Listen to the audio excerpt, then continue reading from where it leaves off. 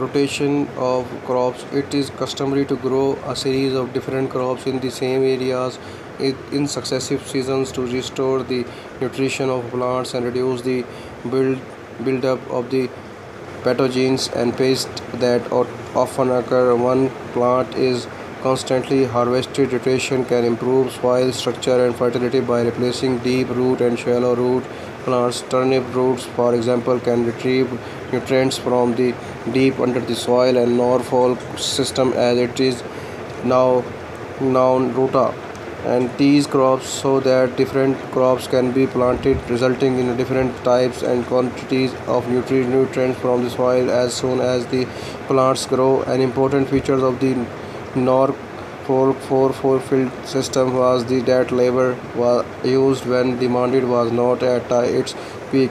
Under the common field system, planting of the cover crops like turnips and climbers was not allowed because they interfered with access to the midfield and the addition other people's livestock may graze. During the Middle Ages, the open field system initially used a two-field crop rotation system where a field was left lying or converted to pasture for a time to retrieve some of the plant nutrients to try later to he established a 3 years three-field crop rotation with two different fields in each of the two fields along with other fields of oats, rye, wheats and barley. One seeds of grow like peas and beans, and the third field falls. Typically in three crops rotation system, cultivatable in land is less than 10% to 30%. Each farm was rotated in different crops almost every year. During the following 2 centuries, regular planting of fruits such as peas and beans in the field, which gradually restored the fertility of some fields. Plantation of the beans has helped to enhance the growth of the plants in bean because the ability of the bacteria on the bean roots determine nitrogen in the air from soil into a form that plants can use. The other crops that were sown occasionally were those of the sun and mustard family.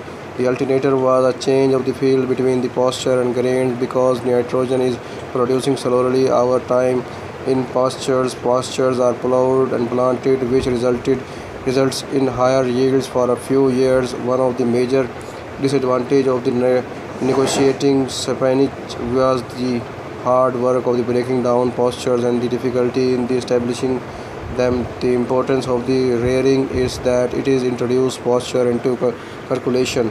Farmers in Flanders, in France, and parts of the present-day Belgium have managed a lot of rotation of the four farm crops, invented a viable system in which turnip and clover replaced the backward year of the 4 year crop rotation.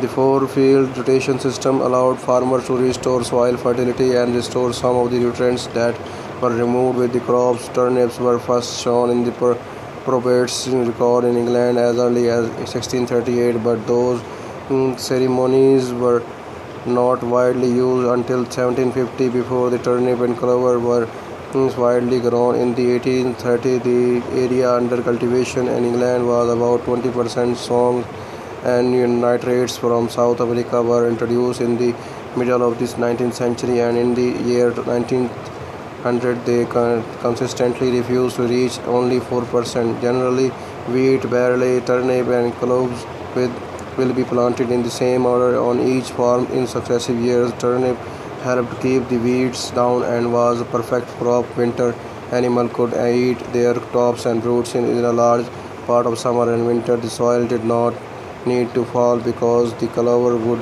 re-added nitrates, nitrogen containing salts to the soil. When a plough was plowed down after a year or two, the clover made fine pastures and grass fields as well as green manure. The addition of the cubicles and turnips gave more animals a chance to be kept in a winter, resulting in a milk, cheese, meat and fertilizers which maintain soil fertility. It maintains a good amount of crop production.